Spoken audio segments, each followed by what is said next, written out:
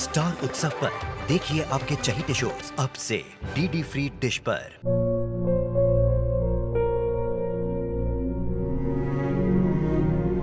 मैं डॉक्टर बनकर अपना और अपने आबा का सपना जरूर पूरा करूंगी।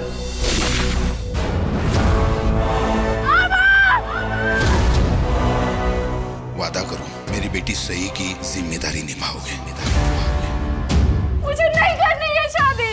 मेरा रिश्ता सिर्फ मेरे सपनों से है। तुम भी मुझसे कोई उम्मीद मत रखना। मेरी जिंदगी में कोई और है, जिंदगी में कोई और है। क्या एक अनचाहे रिश्ते में गुम हो जाएंगे साई के सपने? गुम है किसी के प्यार में 1 अप्रैल से शाम 7 बजे स्टार उत्सव पर। हाँ मम्मी, सब कुछ ठीक है, आप इतनी परेशान मत होइए। सब ठीक, चिंता मत करिए। स्वानी, स्वानी, तुझे गुड न्यूज देनी है। मम्मी आपसे हम बाद में बात करते हैं, बाय। स्वानी, सौम्य का टाइम नजदीक आ गया, उसकी डिलीवरी कभी भी हो सकती है। सच्ची?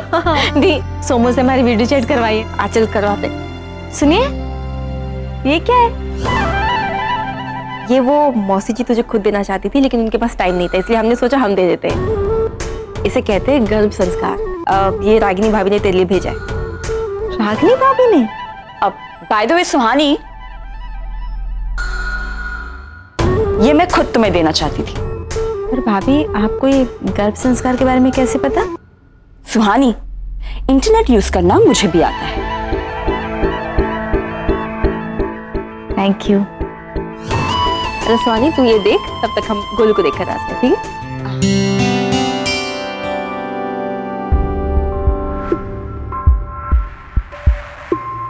पता नहीं, ये तो किताब नहीं है, ऐसी क्यों है, समझ नहीं आ रहा। एक किताब तो खोल नहीं सकते, ये पालना बनाएंगे। नहीं स्वानी, वाकई में कुछ गड़बड़ है, जेन्युइनली कह रहा हूँ, ये कुछ चिपकी हुई सी हुई।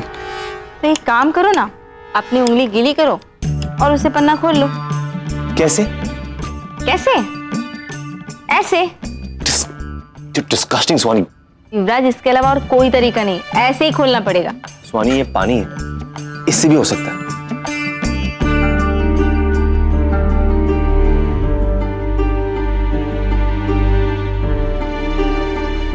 पता नहीं, नई किताब है, ऐसी क्यों है ये? युवराज, अब भी वक्त है, हम कह रहे हैं कि इसे ना तुक लगा के खोल लो, पानी से नहीं खुलने वाली। हाँ युवराज, अगर तुझे जीतना है ना तो सुहानी जो कह रही है वो कर।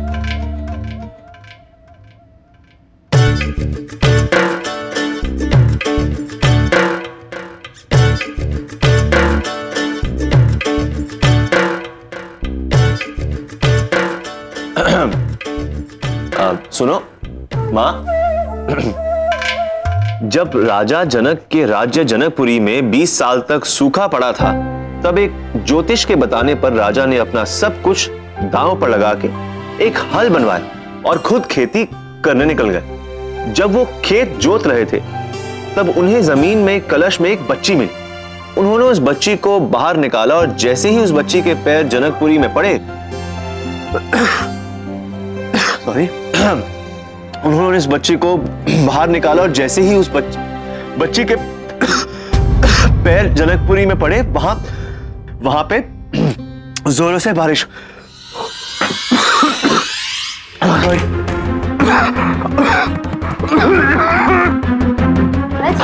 क्या हुआ?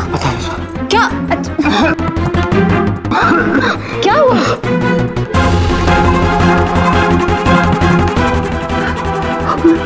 युवराज, खोल।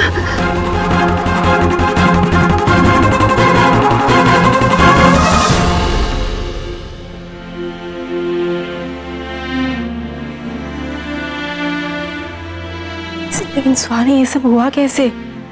पता नहीं बेटा, अभी तो अच्छा वाला किताब पढ़ रहा था, अचानक उससे खून की खांसी हुई और लगता है इन्हें केमिकल पॉइजन हुआ है और केमिकल की वजह से जहर इनके अंदर गया है। ये किसी केमिकल फैक्ट्री के पास तो नहीं गए? हमें नहीं पता डॉक्टर, हम सौरभ से पूछेंगे। शरद, जरा सौरभ को फोन लगाओ। Oh God, अब क्या होगा? अगर युवराज को मुझ पर शक हो गया, अगर उसे पता चल गया ये सब मैंने किया तो फिर oh God, उसे सबको बता दिया तो मैं क्या करूंगी? डरने वाली कोई बात नहीं है, मैंने दवाइयाँ दे दी हैं, ये जल्द ठीक हो जाएंगे और इनको थोड़ा आराम करने दीजिए। अच्छा जी।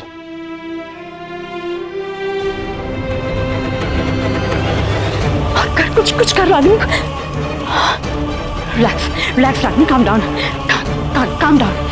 अगर तुम इतना नर्वस होगी तो सबको पता चल जाएगा कि ये सब तुमने किया। स्वानी, अब युवराज कैसा है? ये ठीक है, अभी सो रहा है। स्वानी, तू क्यों इतनी परेशान है? तुझे पता है ना इतना टेंशन तेरे लिए और बच्चों के लिए सही नहीं। दी परेशानी वाली तो बात ही है ना, हमें समझ में नहीं आ रहा है कि कौन कर सकता है ये सब और क्यों। स्वानी, हो सकता है किसी ने कुछ ना किया हो, वो सच में फैक्ट्री गया हो। नहीं दी, 1 मिनट रुकिए आप। ये देखिए, पढ़िए इसे। सौरभ भैया का मैसेज आया था कि युवराज फैक्ट्री गया ही नहीं, पूरा दिन वही वहां पर थे। तो हो सकता स्वानी उसने कुछ खा लिया बाहर से। कैसे दी? वो तो बाहर का कुछ भी नहीं खाता। वो हमारे साथ डॉक्टर के यहाँ गया था और वहां से सीधा घर आया, और घर आके उसने कुछ भी नहीं छुआ सिवाय उस बुक के।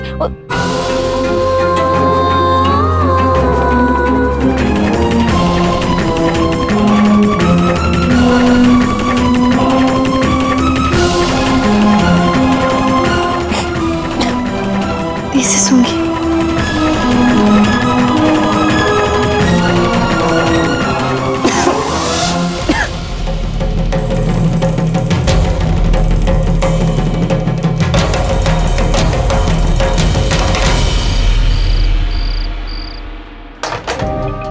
किताब को सबसे पहले हम पैक करके इसे अलग रख देते हैं। तो जा तब तक अपने हाथ धो। क्यों दी? क्यों मतलब क्या? इस किताब में जहर है तो तेरे मुंह में भी जा सकता है ना। अच्छे से साबुन से अपने हाथ धो जा। ठीक है। लेकिन दी एक बात समझ में नहीं आ रही, ये काम कर कौन सकता है? ये पता लगाने के लिए हमारे पास एक आइडिया है। क्या? बताते हैं। तुझे वो करना होगा जो हम तुझसे करने को कहेंगे, समझ गई?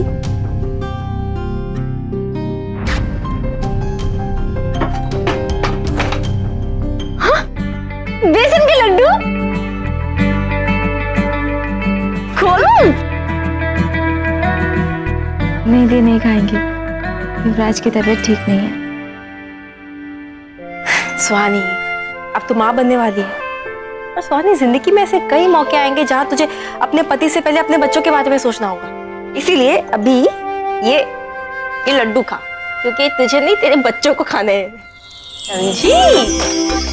समझी? तो अब सुन, कल सुबह हम ये बुक टेस्टिंग के लिए भेजेंगे ताकि हमें पता चले कि इसमें एक्चुअली है क्या। ये आइडिया वैसे बहुत अच्छा है, हम भी कल ही पता लगाएंगे सब। ये अगर बारबी यहाँ से चली गई है तो फिर ये इसमें ये जहर किसने मिला दिया? वही तो पता करना है राधे भैया, लेकिन ऐसे बिना किसी वजह के हम किसी पर ऐसे शक नहीं कर सकते, इसलिए एक बार इस बुक का टेस्ट करवाइए, उसके बाद ही कुछ कहेंगे। नहीं, ये बात बिल्कुल। अरे दीदी, हम जानते हैं ना वो दवाई वाले को, एक बार मैं बोलता हूँ कि उसके पास चलते हैं, वो कोई ना कोई मदद जरूर करेगा हमारी। ठीक है, लेकिन एक बात आप अच्छे से ध्यान रखिएगा राधे भैया कि घर पे किसी को कुछ पता न चले, बस। हाँ, किसी को पता चलेगा तो बेकार में सब परेशान हो जाएंगे। तो आप उसकी चिंता ही मत कीजिए ना। देखिए, राधे का जो पेट है वो बहुत बड़ा है, एक बार जो बात इसके अंदर गई अंदर ही गायब। और राधे, एक बात अच्छे से ध्यान रखना, तुम्हें कुछ भी पता चलता है ना तो सबसे पहले तुम हमें फ़ोन करना, और अगर हमारा फ़ोन न लगे तो आप दी के फ़ोन में फ़ोन करिएगा, और किसी के फ़ोन पे फ़ोन मत करिएगा, किसी को कुछ मत बताइएगा, समझे? हम चलते हैं।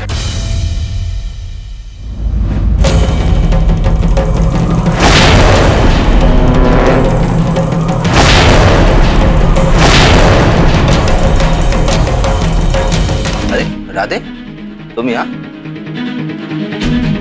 वो सोमू ने गिफ्ट भिजवाया था गोलू को। अच्छा, कैसा गिफ्ट है? कहाँ है? किताब थी। तो ये गिफ्ट देने के लिए लाए थे ना, वापस कहाँ लेके जा रहे हो? लेकिन हमें पसंद ही नहीं है। पसंद नहीं? का खराबी का दिक्कत है किताब में? अरे गिफ्ट देनी थी तो कोई अच्छी सी गिफ्ट देती, कोई अच्छी किताब भिजवा दी। अभी तो कृष्णा कितना कमाने लग गया है, ऐसी सस्ती सी किताब भेज दी, हमें पसंद नहीं है। हम भाभी की तरफ से आपसे सॉरी मांगते हैं। हम उनको बता देंगे आपकी ये सारी बात। अभी निकलते हैं, लेट हो रहे हैं, तो मिलते हैं हम आपसे। वो थोड़ा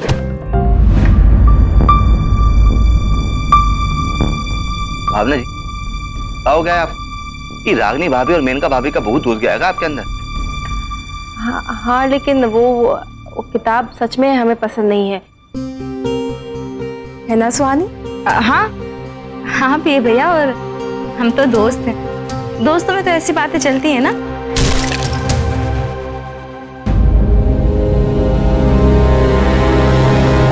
पक्का राधे होगा, लिख लिया 100%। और जिस स्पीड से निकला था ना, पक्का किसी खंबे से टकराया होगा लपट झंडू। हम आते हैं।